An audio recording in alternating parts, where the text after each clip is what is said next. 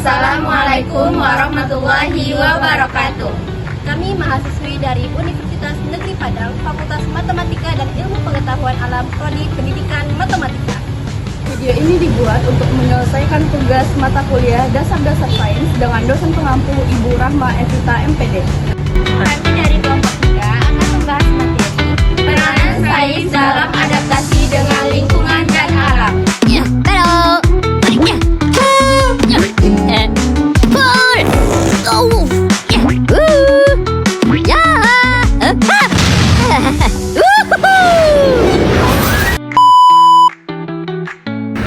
Baiklah, kami dari kelompok 3 dengan judul materi Peranan Sains dalam Adaptasi terhadap Lingkungan dan Alam dengan anggota kelompok saya sendiri, Riri Dwi Zaliani, bertindak sebagai moderator, Ori Mutia Hanifa bertindak sebagai pemateri 1, Olivia Vidiana Novita bertindak sebagai pemateri 2, Rahmadini Kurnia Rizal bertindak sebagai pemateri 3, Lailatul Fadila bertindak sebagai pemateri 4, dan Wulan Dwi Putri bertindak sebagai pemateri 5. Adapun topik-topik yang akan kami bahas pada presentasi kami kali ini adalah yang pertama, mekanisme adaptasi biologis, yang kedua, sains warga dalam adaptasi sosial, yang ketiga, adaptasi terhadap perubahan iklim, yang keempat, studi kasus implementasi adaptasi berbasis sains, dan yang kelima, rekomendasi kebijakan. Langsung saja pemaparan materi yang akan disampaikan oleh rekan-rekan saya. Baik, di sini saya akan menjelaskan materi pertama mengenai mekanisme adaptasi biologis. Nah, apa sih adaptasi biologis itu? Adaptasi biologis itu ialah sebuah proses evolusi yang memungkinkan makhluk hidup untuk menyesuaikan diri dengan perubahan lingkungan lewat perubahan genetik dan perilaku. Proses ini biasanya berlangsung lama dan melibatkan beberapa mekanisme. Terdapat 4 mekanisme. Yang pertama itu mengenai seleksi alam dan variasi genetik. Seleksi alam itu ialah mekanisme utama yang mendorong adaptasi. Yang kedua, ada IP genetik dan adaptasi cepat. Selain perubahan genetik, adaptasi juga bisa terjadi lewat epigenetik, yaitu perubahan ekspresi gen tanpa mengubah DNA. Yang ketiga, ada modifikasi perilaku, yang mana makhluk hidup juga bisa beradaptasi dengan mengubah perilaku. Yang terakhir ialah koevolusi dan simbiosis, yang mana hubungan ini saling menguntungkan antara spesies juga bentuk adaptasi. Yang selanjutnya yaitu sains warga dalam adaptasi sosial. Sains warga merupakan pendekatan yang melibatkan masyarakat dalam pengumpulan data ilmiah dan pemantauan lingkungan. Pendekatan ini sangat membantu dalam adaptasi sosial terhadap perubahan lingkungan melewati yang pertama yaitu pengumpulan data luas dan berkelanjutan. Dengan cara ini, melibatkan banyak orang sehingga data bisa terkumpul lebih banyak dan terus-menerus. Lalu yang kedua, meningkatkan kesadaran dan edukasi. Sains warga juga menjadi sarana edukasi yang meningkatkan kepedulian masyarakat terhadap isu lingkungan.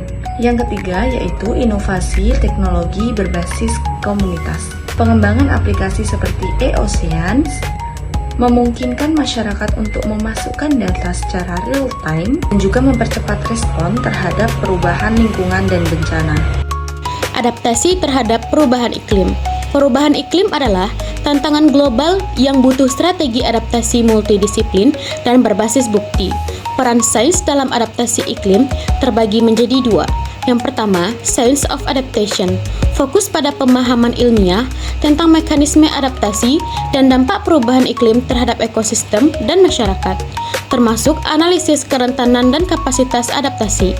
Yang kedua, Science for Adaptation, menggunakan hasil riset untuk mengembangkan teknologi dan kebijakan yang meningkatkan kemampuan adaptasi, seperti yang pertama, teknologi energi terbarukan, contohnya panel surya dan turbin angin, yang mengurangi ketergantungan bahan bakar fosil. Yang kedua, sistem peringatan dini bencana, yang memakai data satelit dan sensor tanah untuk antisipasi banjir dan kekeringan. Yang ketiga, kebijakan tata ruang yang mempertimbangkan risiko iklim dan konservasi ekosistem. Gabungan kedua pendekatan ini memungkinkan strategi adaptasi yang berbasis bukti, sekaligus aplikasi dan sesuai konteks. Studi kasus implementasi adaptasi berbasis sains. Yang pertama, restorasi terumbu karang di Indonesia, menggabungkan teknologi penginderaan jauh dan partisipasi penyelam dan nelayan lokal. Data satelit memantau kondisi karang, sementara masyarakat melakukan transplantasi dan pemantauan secara langsung. Hasilnya, tutupan karang hidup naik sekitar 40% dalam 5 tahun. Memperbaiki ekosistem laut dan mendukung mata pencarian. Yang kedua ada adaptasi pertanian lahan kering di Nusa Tenggara Timur. Pengembangan varietas padi tahan kekeringan lewat genetika tanaman meningkatkan ketahanan pangan. Sistem irigasi presisi berbasis sensor IoT membantu pengelolaan air lebih efisien. Petani lokal dilibatkan dalam penelitian dan pengelolaan teknologi, memperkuat kapasitas adaptasi komunitas.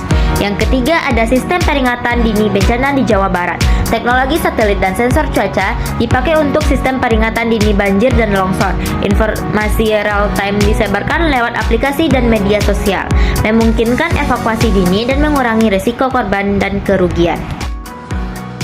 Poin selanjutnya yaitu rekomendasi kebijakan. Berdasarkan kajian dan studi kasus, ada beberapa rekomendasi kebijakan diantaranya.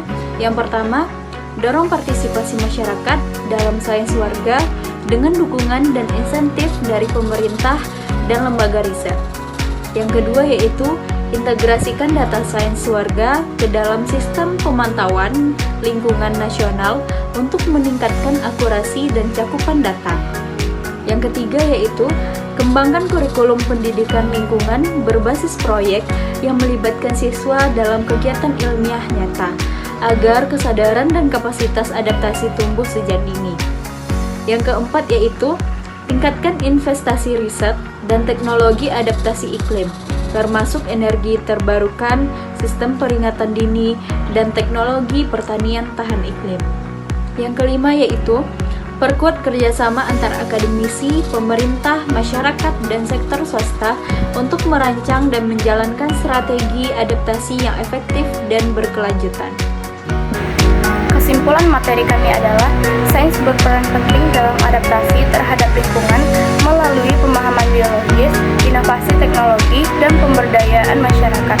Integrasi ilmu, teknologi, dan partisipasi sosial menghasilkan strategi adaptasi yang efektif dan berkelanjutan.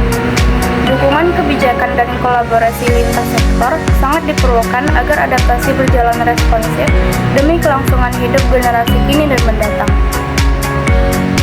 Sekian presentasi dari kelompok kami.